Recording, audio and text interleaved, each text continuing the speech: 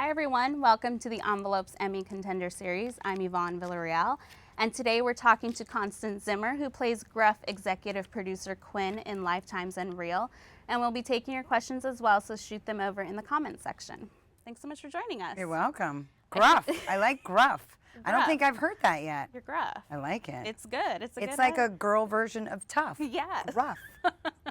Oh, that's right. We're live, guys. We're live. I'm a little nervous too because I'm like, I feel like Quinn is like watching me and judging me. No, she's not here. She's nowhere here. Not here? She's okay, not good. here. She's not talking into your earpiece? No. Saying, answer it this way? No. Okay. Well, thanks so much for joining us. So you were just saying that you guys wrapped season 3 like 2 weeks ago, right? Yes, yes. So you're going to remember part of season 2 as we do this discussion? Barely. I'm hoping that your questions are going to be so fantastic and filled with details that I'll be able to, I'll float right back into the second season. Okay. Well, season 2 began with Quinn and Rachel, Quinn ceding control of Everlasting to Rachel. Yes. Just as the show was about to have this groundbreaking moment with its first African-American suitor. So were you excited for this show to sort of go there before the real show that it's somewhat based on went loosely, there? That's right, very loosely. Of course we were, because I think that's what UnReal does so well, is they push the envelope a little bit more than is expected, and they bring up conversations. They shine light on issues that I think need to be talked about. And it's not that they're necessarily controversial, but they are issues and topics that, why are we not talking about it? And we have such a great background and platform to do it on, which is inside the world of a reality television show. So it allows us to show, the front side of it and then the back side. And I think that's what makes the writing for the show so fun, because you can push it a little bit farther than normal people might be comfortable with. Well, and those two things, on its own, would seem enough to drive a whole season. And then it was like, holy crap. Yeah. There's so much going on this season. Yeah, I mean, we have 10 episodes, and I think what we do in 10 episodes is what a normal show would do in 22. Yes. Right. How is that for you as the actor? It's sort exhausting. Of grappling everything. It's exhausting because you can't imagine that it's all happening in the same episode. You think, oh, we must be block shooting. We must be shooting 2 episodes at once. That's when you just kind of integrate 2 episodes at the same time over a 2-week period, as opposed to just doing one for 1 week. And so a lot of times I'll just think, oh, it's because it's 2 episodes. No, it's not. It's 1 episode. All of this has happened in 1 episode. 1 episode. Yes. Well, and obviously the Rachel-Quinn dynamic is sort of central to the show. It's the central love story. And they have this very volatile bond, but there's this intense loyalty underneath it. But season 2 saw Quinn sort of grappling with the mentee suddenly becoming the threat. Talk about how that sort of affected Quinn's identity and sort of this idea of women not really supporting each other. Well, the Quinn and Rachel relationship being as complicated as it is, I do believe that Quinn wants her to succeed, but she wants her to succeed differently than Quinn did, right? So there is definitely, I don't think I looked at it as a threat. I looked at it as, if she's going to do this, she has to do it right. So when she messes up, it's not I can't believe you, you're horrible. It's, no, you've got to listen to me. You can't do this the way I did it. I'm trying to help you. I'm trying to show you the way. And if you can't do it, then I have to take over again to show you how to do it. And Quinn lives in a very dark world because of what she has been through to get where she has gotten. And I think what's great about this show is we are also now trying to show that those roles are shifting today in television, in a lot, not even just in television, everywhere. And it's important that we show that I didn't get that support as a woman coming up in this business, but now Rachel is a woman coming up in this business, being brought up by another woman, and showing the difference in how we can do that. And it might seem like she's not supportive. It's just the way that she shows her support is a little complicated and maybe over-exaggerated for a television show purpose and storyline. But I do truly believe that Quinn knows that she's making her better. She just goes about it in a very different way. Well, and so you think Quinn doesn't want her to sort of lead the same lifestyle that she's in? Yeah, I think especially with the way the second season ends and Quinn realizing that that's all she has, she doesn't want Rachel to be left in that same boat. And it's also a boat that I think Quinn didn't even know she was in until the end. Right. When season 2 also saw the death of Quinn's father, how important was that for you to sort of see part of where the ambition and like ruthless drive comes from, or was it not, or could you have been fine without sort of having that there, like just going on its own that she's ambitious and has this drive? Well, you know, there was actually a big scene that we shot with my dad that ended up being cut out. So for me, it was interesting to see the storyline play out without that, with nobody having seen that. But I went through it because it was really emotional, and there was all this discussions about, you know, how my mom left and he raised me and he didn't raise me very well. He kind of left me on my own. And it made a lot of sense for me playing the character to see why she became very tough, because she didn't have a choice. She didn't really have a very good role model, so she had to become the woman and the man in the family.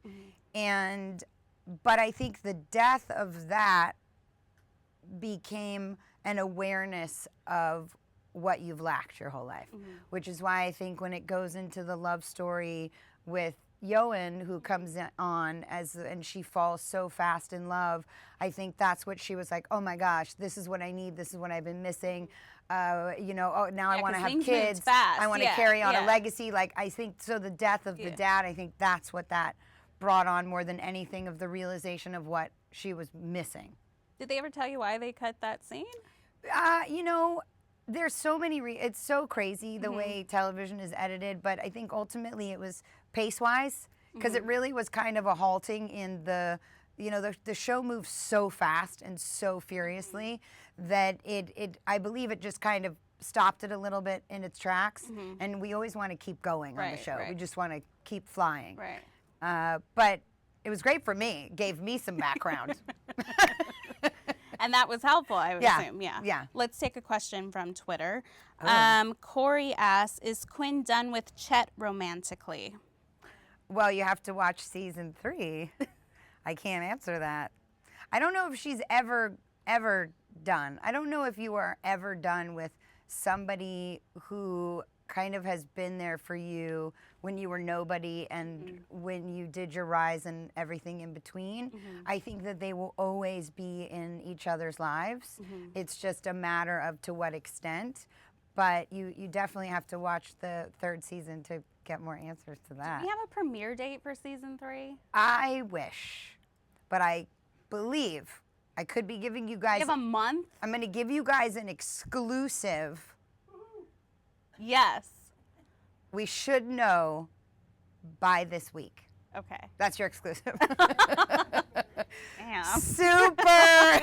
Just making sure I'm not going to get anybody mad at me. But we should know hopefully by this week. Okay. We will know by this week. I'm putting it out there. Okay. Artist, to make it happen. Making it happen. Make it happen. Well, and we saw with the finale of Everlasting, there's a moment that sort of rests on Quinn's facial expression where she sees Darius and Ruby sort of having this happily ever after moment. And it's something that isn't created by Quinn or her crew. It's not manipulated. It's this real genuine moment. And talk about, you know, the direction you were given for that scene. and what you think Quinn is thinking in that moment. Well, that moment also ties into, because have you already seen the whole, like, she realized she can't have kids and that whole crazy meltdown of sorts? That, I already had that going into that scene, that everything that she thought she didn't want is now becoming things that she thinks she's missing, which is a huge, huge revelation in, I think, anyone's mind. Yeah. So watching them go off and have found love out of, again, a crazy scenario, a crazy situation that, yeah, we didn't create. It's the reality inside the reality television that I think we all love to watch. Why you watch reality shows is that's what you believe that you're seeing. Is stuff that is really happening and it's not being created. So for Quinn, it makes it that much harder. But yet, you also, what's that word? Inspiring, I guess, that it's possible. Anything's possible. Is it possible after that finale, though, with Coleman and Yael? Do we know if they're dead? Yes, I mean, well, I just said yes. But yes, we reveal what happens in season 3. But I think that we had left it to the audience's perception. And, but they're dead. Yeah, they're dead. Let's just say it right here. Another exclusive. Tell you right now, they're dead. Okay? Why is there so much? Why is there so much death happening? I don't know. They're bad people. They do things for, I don't know. I have no idea, but it's very exciting. I want to be Quinn's conscience for a day. Like, what do you think that is like? It's not pretty. No. It's very murky. It goes in and out of being in focus and out of focus and aware and unaware. And it's what I love about playing the character is that there is no right or wrong. There is no judgment. There are no apologies, and it's you just go and you take one day at a time and you deal with the situation when it hits you and you don't worry about it until then. And so those are the moments that when she is hit in the face with the reality of it, okay, so how do I deal with it right now? What do I do in this situation moment, here at this moment? And you know, it's nice. They show, we go through the 3rd season showing the effect now, which we needed to do because that's a lot to do. Yeah. But it was an accident. So and Quinn technically had nothing to do with it. I had nothing to do with it, by the way. This is my favorite too. Always on the set, everyone's like, "You're always sticking up for Quinn," and I said, "Yes, and if I don't stick up for her, who's gonna stick up for her?" I mean, come on. Well, and I love the parallel from season 1 of Rachel and Quinn, although in season 2 they were joined by 2 other people, but having this moment on the lawn chair. Like, does season 3 end on the lawn chairs? Maybe. Okay. It's a theme. It's like a really yeah. cute thing that I think it was written that way in season 1, and I do believe that it's now become this a thing. Yeah, which I like. It's kind of, it's what they used to do on Boston Legal at the end of every episode when James Spader and William Shatner would sit on their chairs and smoke their cigars and drink, and they would talk about their week or they would talk about their day. And it's kind of nice. It's like a wrapping up of sorts of how far have we come, or have we just stayed neutral? Hopefully season 3, they're not talking about another death, though. Well, no, and also because we have a Bachelorette season 3, which is a whole nother ball of wax. How so? In a very good way. It was very different. Yeah? Very different. Very cool. I really like exploiting men. Did I say that out loud? I said that out loud. I did. The character really likes exploiting men, not me as Constance. Okay. Good, but it was fun to watch men feel what that feels like and be completely kind of taken by surprise by it. And as women, we're kind of unfortunately used to it by right. now. And watching them like read lines and perform characters that were men making fun of themselves and exploiting themselves, I was like, oh, this feels very weird. This feels very odd, you know. So that was really a lot of fun. Which twist or turn from season 2 were you most shocked by? You know, I was really shocked in season 2 that Quinn fell in love so fast. It felt great, and I loved it, and it was colors that I never got to do with that character before. And for her to then turn on him and not allow that love to be something that could have healed her was also hard. Because, as you said, we have such a limited amount of time. I wish that we could have spent more time exploring all of the issues with race and minorities and all of that. I wish we could have done more of that in season 2, but we are a small television show that only has 10 episodes. So I think that we did enough to start a conversation, and that makes me happy. I mean, they do now have an African-American Bachelorette, so kind of feel like maybe we had a little tiny bit to do with that. Okay. Well, let's take another question. Mayara, sorry if I'm mispronouncing, on Twitter asks, will Quinn's backstory be explored more in season 3? I do talk a little bit more about my upbringing and maybe where I was sent on the wrong path. We talk about it. We don't necessarily see people, but we do talk about it more because there is a lot of this, it's a 3-female power struggle now, and there is a lot of trying to explain why, as women, we push women in a certain direction, not to hurt them, but to help them. And it's really just all Quinn. Quinn doesn't know any different. And that comes out a little bit more as to why. We have another question. How did you prepare for your first directing experience? I did so much work. I did so much prep. I mean, people were laughing at me because I had all my pages color-coded. I had all the characters had different color tabs so that when any actor said, where do I first show up? I would have it all color-coded, and it would be like, this is the first time we saw you, this is the last time we saw you. And it was so fun, and I was exhausted, but it was all worth it. I know these characters so well, and even the new characters coming in, you know what we need to get out of them as far as what we do on the show. And the crew was so unbelievably supportive of me and the different visions that I had, and even if there were things we had never done on the show before, it was always about, let's try it, let's do it. If it works, great. If it doesn't, we didn't say that we didn't try. And the actors, everybody, I mean, just could not have been a better experience. How did, playing Quinn for these past 2 seasons help inform you in that role?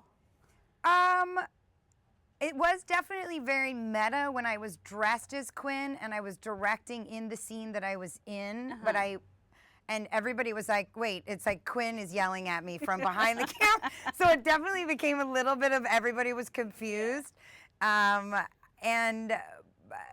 it's, Quinn is different because her direction on a reality show is manipulating people. And as a director directing actors, you're trying to inform them so that they can come to their own performance without telling them what to do. And so maybe it's a different kind of manipulation, but Quinns is going for super dramatic effect, where as a director you're going for absolute realism in the situation. But it was definitely weird being dressed as Quinn and having to, I would talk to people as Constance, but I was dressed as Quinn, and then I'd be, no, and I'd be in the scene giving direction. It was a little... I would imagine that's the hard part when you're in the scene. Yeah. Yeah. But you have, I had my executive producer and the writer that were there, and they help you, and they keep an eye on you while you're in the scenes, and it's a lot, but it's fun. I mean, I would do it again and again and again and again. Was Boo on set during this Boo time? was on set, yes. Was she She was a cooperative. bitch. She was a bitch. Am I allowed Who to is say a that? dog? Yeah, you guys. She's a female dog. Is called a bitch. You guys, bitch, please. That's from second season. Hello. But she was good. She was great. She's always great. I find it just fascinating that the dog never barks. Never barks and follows Craig around. Just will do anything that Craig says. What do you think Quinn would think if she found out found out a network was going to do a drama about the making of Everlasting? I think she would be incredibly flattered. Would she be the one pitching it, or no? No, I don't think she would pitch it, but I think she would be incredibly flattered, but then also think like, what's so interesting about what we do? We're not, and we have a situation in season 3 where a journalist of some sort does want to come on the set and kind of investigate and infiltrate and see what we do.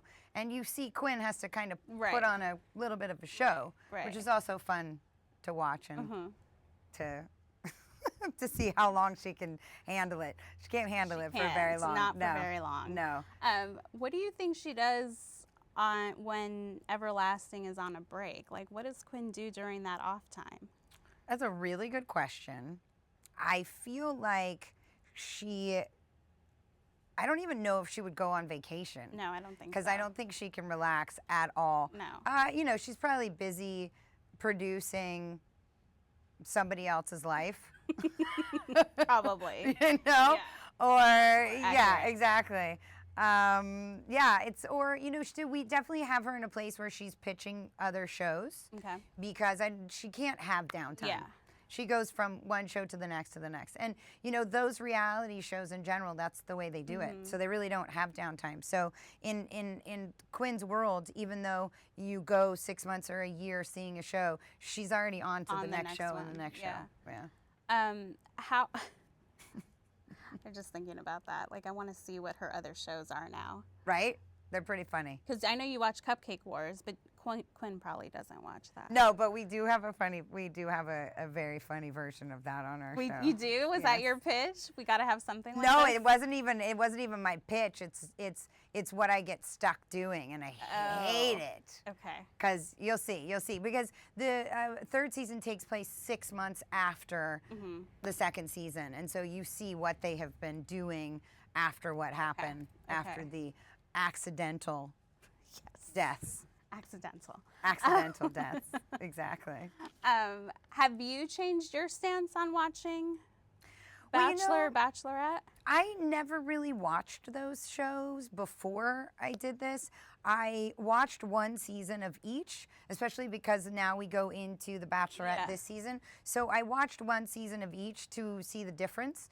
And it's important because it does inform me to kind of watch the show and understand that what we're doing on our show is like weirdly so close to what they do on the shows, which for me, I look at it on the page and I say, this would never happen. Nobody would ever do this. And then you kind of go and you watch those different types of dating shows and you're like, oh no, they actually do those things. And it's interesting. And we've had so much incredible feedback from everybody in reality television. So it's fun because, again, we're not telling people you shouldn't watch these shows. We're just kind of pulling back the curtain a little bit. Did you find yourself getting sucked into it? Like, which contestant were you watching? I didn't. I watched one season of The Bachelor, which was the Juan Pablo. Okay. And then I watched one season of The Bachelorette, which was Caitlin. Okay. So both very interesting, but not. I don't get caught up in it. But that might be because I just can't. I just yeah, you're just too I'm in like, it. it's my world when I work and I see all of it. I see like shooting in between cracks in a bathroom door and how they make it seem like, oh, they don't know the camera's there. I'm like, yeah, they do. It's there. They don't. Let's take Pretty another sure they question. Any chance to see Janine again in future episodes of House of Cards? Oh, House of Cards. Well, all I keep telling the fans of House of Cards is I am not dead. So, it's in parentheses, I am not dead. That which always keeps me hoping that I'll be back. As long as he's in power, Yeah. Somebody's got to take His him hair down. got really white this season. It's very stressful. Very stressful. Very job. stressful being president. Yeah. I'm just saying. That's interesting. Yeah. So here's hoping. It'll be the fans that keep it. Janine lives. Keep Janine alive. Well, and how, I mean, I don't want to keep talking about season 3, but like, how would you say it's more dramatic than season 2? Like, how do you?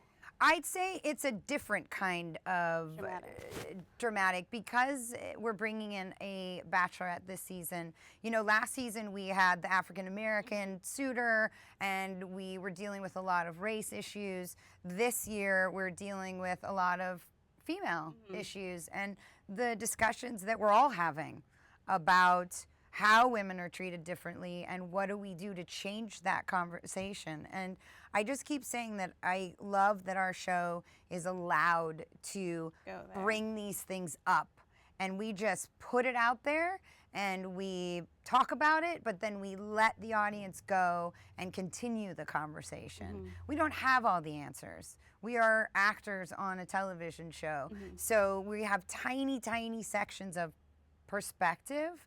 And I just like being able to just put it out there and then let's all talk about it.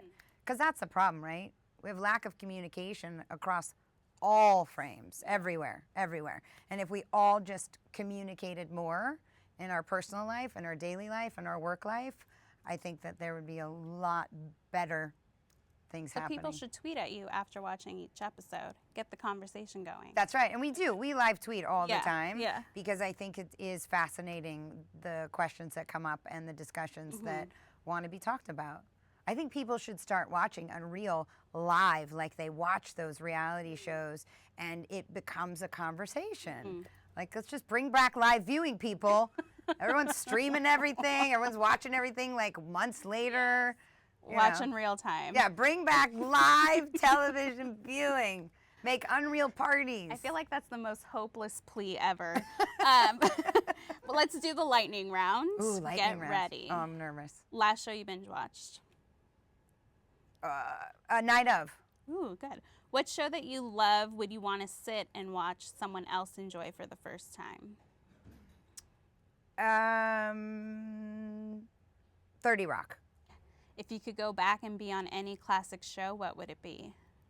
Laverne and Shirley. Ooh, good one. What genre would you like to try? I want to go back to comedy. Full-fledged comedy. Okay. I think you'd be good at it. Again. Walter White or Tony Soprano? Walter White. What was your first acting job and what did you learn from that you're still using now? Whew. Like very, very, very absolute first acting job? Or like the one that matters? First. Very first. Oof. I was cut out of it, so that's what I learned. Be better.